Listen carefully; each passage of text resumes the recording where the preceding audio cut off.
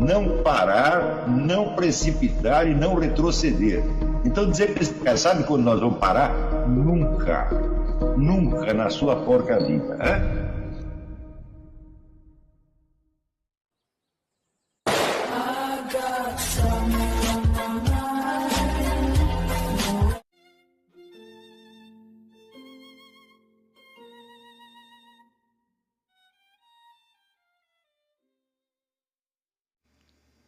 E aí pessoal, tranquilo? Então vem aqui antes do vídeo começar, pedir para vocês se inscreverem, quem não for inscrito, compartilhar, curtir, comentar. Quem puder seja membro do canal, que isso ajuda bastante. Tem também o link do Apoia-se. Quem puder ajudar nosso canal e apoiar financeiramente vai ser muito bem-vindo. Mas o mais importante é transmitir o conteúdo e os conhecimentos do professor Olavo de Carvalho para mais e mais brasileiros. Então compartilhe e ajude aí nossa causa. Muito obrigado a todos os membros, apoiadores do canal. Fico muito feliz. Tenho certeza que a gente está no caminho certo. Então fiquem com o vídeo e até mais. Valeu! Quer dizer, que a verdade é um domínio dentro do qual você está ou não está. Existencialmente você está sempre, agora, psicologicamente, cognitivamente, você às vezes está, às vezes não está. Mas eu acredito que esta aula vai esclarecer muito desta coisa. Queria começar contando para vocês uma historinha. Na Universidade de Iowa, o pessoal fez um experimento do seguinte teor. Eles colocavam 4 pilhas de cartas de baralho, 2 pilhas vermelhas e 2 pilhas azuis. E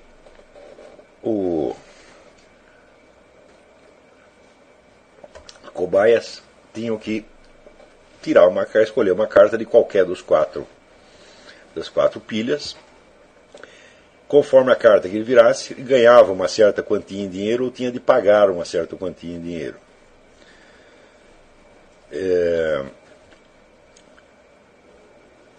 Acontece que as cartas não estavam uniformemente distribuídas. As cartas das pilhas vermelhas davam prêmios altos, mas davam multas mais altas ainda. Então você podia tirar ali, por exemplo, $500, ganhou $500, mas daí você tira uma outra que você perdeu $1.000. Ao passo que nas cartas azuis, os prêmios eram pequenos, mas as multas eram menores ainda. Então você ganhava, por exemplo, $50, perdia $10. Né? E eles observaram que, para as pessoas perceberem o que estava se passando, perceberem que havia um viés, que a coisa já estava, que a distribuição não era aleatória, não era casual, que a distribuição das cartas não era casual, eles levavam aproximadamente 50 cartas, 50 rodadas. Né? Após tirar 50 cartas, as pessoas percebiam que havia, que era mais vantajoso tirar as cartas da pilha azul, das 2 pilhas azuis. Acontece que, ao mesmo tempo, os pacientes estavam ligados numa máquina que media a quantidade de suor nas suas mãos. Porque o suor na mão, ele é um índice muito claro de estresse. Né? Quando há uma situação mais estressante, você sua mais na mão. Então, eles perceberam que a pessoa, para perceber o que estava acontecendo, levava 50 jogadas. Após 80 jogadas, elas já tinham a explicação inteira do que estava acontecendo. Isso em média, né? Uns a mais ou menos, mas em média, 50 para perceber que as cartas da pilha vermelha estavam viciadas, e 80 para descrever mentalmente a regra do jogo. Acontece que a maquininha que media o suor nas mãos percebia que o suor começava a aumentar quando as pessoas pegavam a carta da pilha vermelha a partir da 10ª jogada. E que a partir daí havia uma tendência a pegar menos cartas das pilhas vermelhas e mais das pilhas azuis. Isso quer dizer que os indivíduos já tinham tomado a decisão de preferir as cartas azuis 40 jogadas antes deles perceberem que tinham tomado essa decisão. Bom, como é que nós podemos analisar isso aí, né? Os psicólogos criaram uma noção que eles chamam do inconsciente adaptativo, que não é o inconsciente freudiano, porque o inconsciente freudiano é, como é que dizer, uma espécie de privada, né? Só tem ali o que não presta. Pois o inconsciente adaptativo seria, vamos dizer, um mecanismo inconsciente que permite você se adaptar a certas situações antes que você tenha uma compreensão consciente clara do que está se passando. Então, é claro que você nota aí que havia dois processos decisórios diferentes operando, né? Um inconsciente, né, que já decidia preferir as cartas do grupo azul antes mesmo de que o sujeito tomasse consciência do que estava se passando, e outro que é o processo decisório, vamos dizer, normal, onde por experiência e erro você vai acumulando indícios e monta todo um raciocínio e tira uma conclusão, que esse é o processo, vamos dizer, usual de aprendizado. Há outro processo, eles chamavam o inconsciente adaptativo.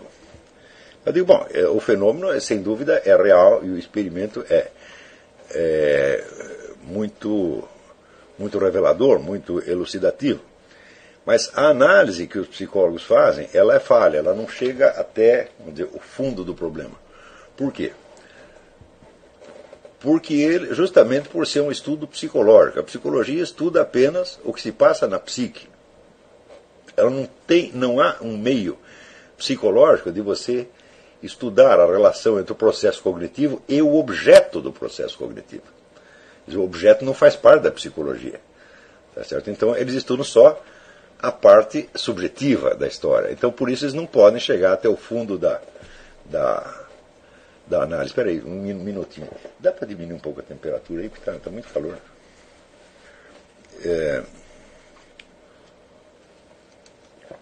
Então, continuando.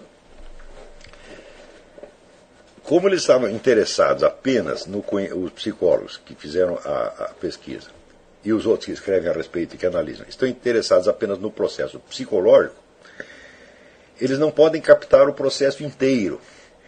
Isso é, a relação que se estabelece entre a mente, entre o sujeito do processo cognitivo e a situação real. Quer dizer, a situação real não faz parte da abordagem psicológica. A psicologia não tem como analisar a situação real, mas apenas, vamos dizer, as reações psicológicas. Mas nós podemos, nada impede que a gente prossiga a análise onde a psicologia parou. Tá certo? E a análise que eu faço é o seguinte: o processo chamado normal ou longo de aprendizado, que é aquele que acontecia entre a 50ª jogada e a 80ª, né, é o processo normal do que nós chamamos de raciocínio por indução. Isso quer dizer, nós juntamos vários indícios, vemos que eles se acumulam num certo sentido, então nós completamos, né, esse acúmulo de casos formulando uma regra hipotética que abrangeria todos os casos, não só passados, mas os casos futuros. Quer dizer, se até agora foi assim, se até agora as cartas do grupo azul se mostraram mais vantajosas, é porque, vamos dizer, há uma regra geral por trás disso. Quer dizer, a hora que você capta esta regra geral, você abrange todos os casos já conhecidos e a probabilidade dos casos seguintes. É um raciocínio normal por indução. Agora, qual é o processo cognitivo, não do ponto de vista psicológico, note bem, mas do ponto de vista gnoseológico, do ponto de vista epistemológico, qual é o processo usado na primeira apreensão? Aquela que acontece após a 10ª jogada, onde, por assim dizer, inconscientemente, o sujeito antecipa, na prática, a regra que conscientemente ele perceberá depois da 50ª jogada e talvez só na 80ª. Qual é exatamente este processo, né? Bom, normalmente os psicólogos se contentam dizendo que é uma apreensão intuitiva, uma apreensão inconsciente, etc, etc. Mas é claro que você não pode falar propriamente de uma intuição ou um pressentimento, porque houve ali também um raciocínio indutivo. Depois de 10 cartas, você já tem um certo número de casos. Quer dizer, 10 vezes a coisa se repetiu. Então, quando você vê que a mão do sujeito suou mais quando ele se aproxima da pilha de cartas vermelhas do que quando ele se aproxima da carta azul, isso quer dizer que, por assim dizer, a palma da mão dele já fez um raciocínio indutivo, apenas com uma casuística menor. Enquanto a operação, vamos dizer, consciente e refletida requer no mínimo 50 casos para formar uma amostragem e criar uma regra indutiva que explique, né? Este outro processo, que para os psicólogos a diferença deste em relação ao outro é que um é consciente e o outro é inconsciente, e não é esse o caso, eu não acho que seja esse o ponto. No processo mais curto e mais breve, houve também um raciocínio indutivo. Como se dissesse, a mão do sujeito, depois de 10 casos, já começa a suar mais, né, quando se aproxima da pilha vermelha. E quase que instintivamente vai preferindo cada vez mais as cartas da pilha azul. É claro que, do ponto de vista da estrutura lógica, isto é um raciocínio indutivo. Então, houve um raciocínio indutivo que os psicólogos dizem que é inconsciente. E depois há um outro raciocínio indutivo, a partir da 50ª jogada, que eles dizem que é consciente. Tá certo? Mas, ser consciente ou ser inconsciente dá exatamente na mesma. Quer dizer, não pode ser essa a diferença, porque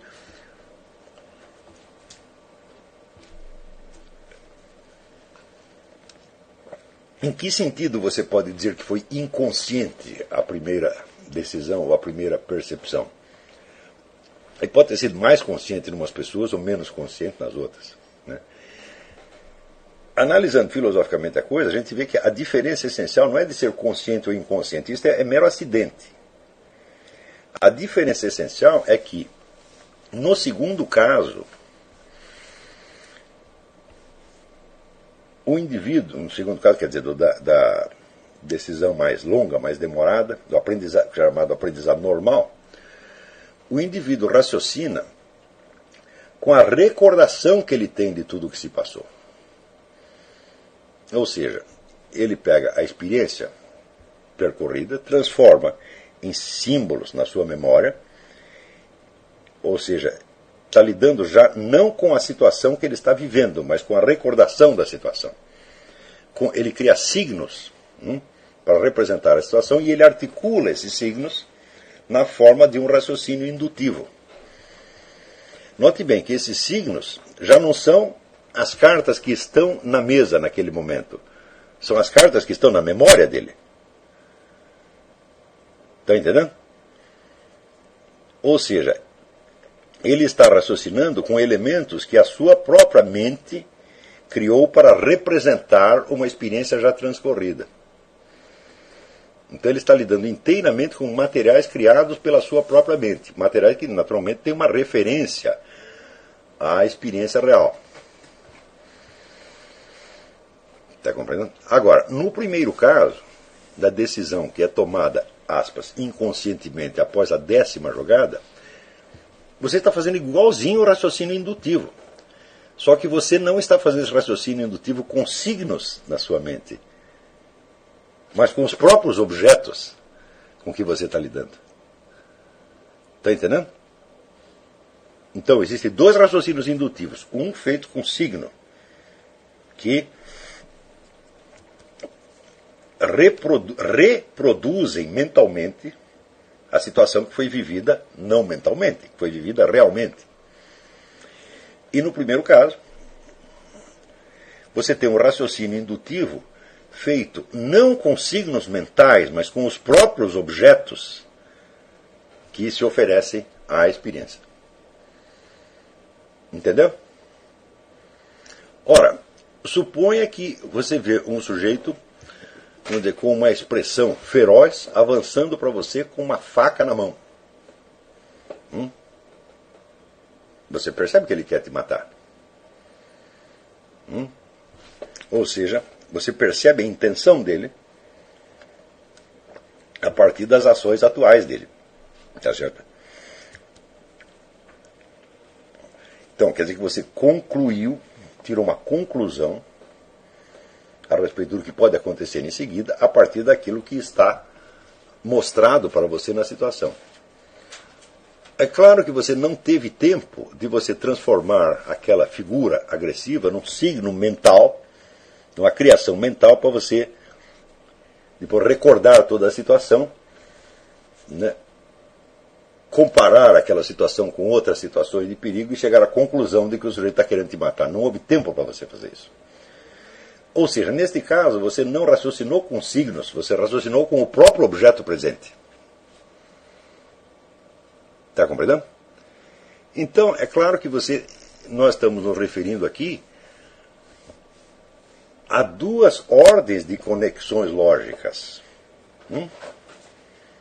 Uma conexão lógica que está dada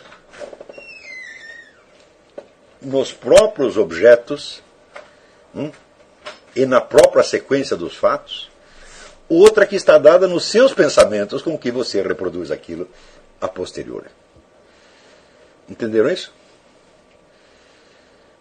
Então, um é a conexão fática, outro é a conexão mental ou lógica. Está compreendendo? Ora,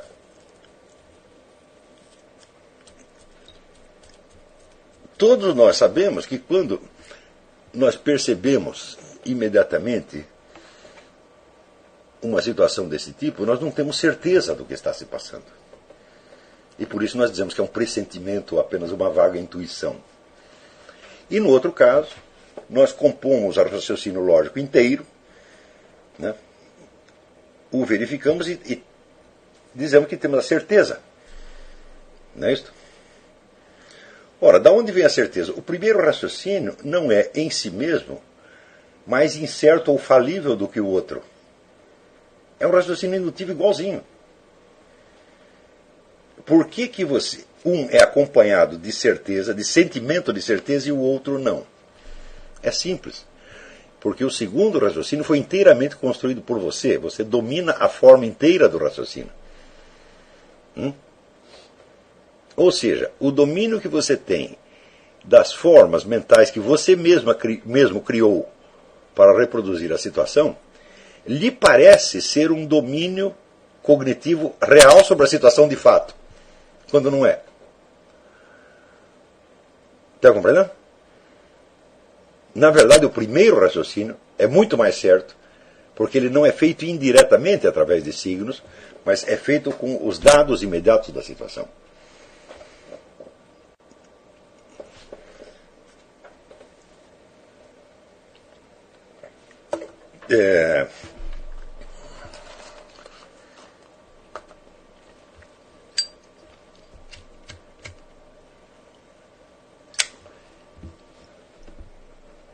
Toda a nossa cultura atual e a educação que nós recebemos nos induz a confiar sempre no segundo tipo de raciocínio e a duvidar do primeiro.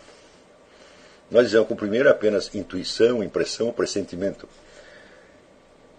E o segundo é, vamos dizer, uma coisa racional que pode ser confirmada cientificamente. Mas acontece que o segundo raciocínio, ele só lhe parece mais certo porque você domina inteiramente o processo raciocinativo. E você o domina porque foi você que o inventou. Na verdade, você está vendo ali uma conexão lógica entre conceitos, não uma conexão fática entre coisas. A conexão lógica entre conceitos pode representar a conexão fática, mas ela não é a conexão fática. Está compreendendo? Tanto que os sujeitos submetidos a este experimento, entre a 50ª e a 8ª jogada, eles começavam a construir teorias e hipóteses. E essas teorias, às vezes, divergiam. Um explicava de um jeito, outro explicava do outro. Ora, mas a reação que todos tiveram a partir da 10ª jogada, e que se reflete no suor que apareceu na palma da mão, é idêntica em todos. Estão entendendo? Então, a confiança que nós temos no que nós chamamos de raciocínio lógico consciente, ela é altamente enganosa. Porque o raciocínio lógico consciente é apenas uma conexão entre conceitos que a sua própria mente criou. Veja, no primeiro caso, você tem uma situação que se apresenta. E no segundo caso, você tem uma série de conceitos que a representam. Ora, nós não podemos dizer que a primeira apreensão foi vaga ou incerta, porque a estrutura dela é do raciocínio indutivo, como qualquer outro. Você tem a impressão que você não a domina, por quê? Por que você tem a impressão de que aquilo é vago e incerto? É porque não é você que criou as formas inteiras. Aquela sequência de formas está se apresentando a você desde fora. Ou seja, a conexão fática entre os dados está se apresentando a você, não foi você que a criou. Ora, do ponto de vista, vamos dizer, da crítica do conhecimento, o primeiro desses processos é muito mais certo e muito mais confiável do que o segundo. Mas a impressão que nós temos é invertida. Porque nós confundimos o domínio que nós temos sobre os nossos próprios pensamentos com o domínio que nós temos do conhecimento de uma situação externa de fato. Está entendendo? E isso aí é o legado de 4 séculos de subjetivismo filosófico, né, que se, vamos dizer, introduziu até mesmo no mundo das ciências, sobretudo na educação. Isso quer dizer que as pessoas são educadas, hoje são treinadas para fazer raciocínios cada vez mais precisos e mais exatos. Mas não são educados para captar a conexão lógica real, ou seja, a conexão entre os fatos em si mesmos.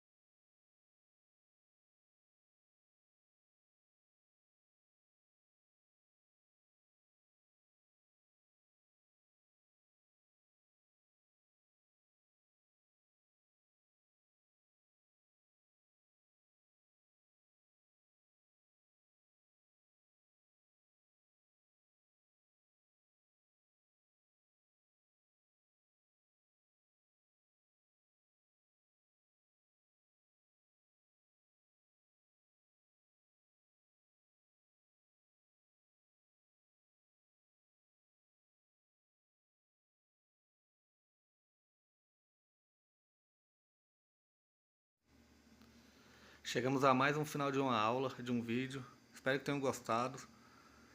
Quem não se inscreveu ainda, se inscreva, compartilhe, comente. Ajude nosso canal, apoie, seja membro. E ajude o nosso canal a chegar a cada dia a mais brasileiros que precisam muito do conhecimento do professor Olavo de Carvalho. Então é isso aí, fique com Deus, até o próximo. Valeu! Então é isso aí, pessoal. Que é o nosso canal. Que são alguns livros que eu já li. A maioria foi doação, mas alguns eu adquiri, professor Olavo de Carvalho. Alguns livros se perderam aí que eu emprestei. Professor Alexandre Costa. A Bíblia Sagrada. 10 lições sobre Karl Marx. Indico a não ler esse livro, que é muito ruim mesmo. uns pensadores aqui que realmente, como o professor Olavo de Carvalho disse, não são pensadores. Valeu, tamo junto aí. Apoie nosso canal, seja membro.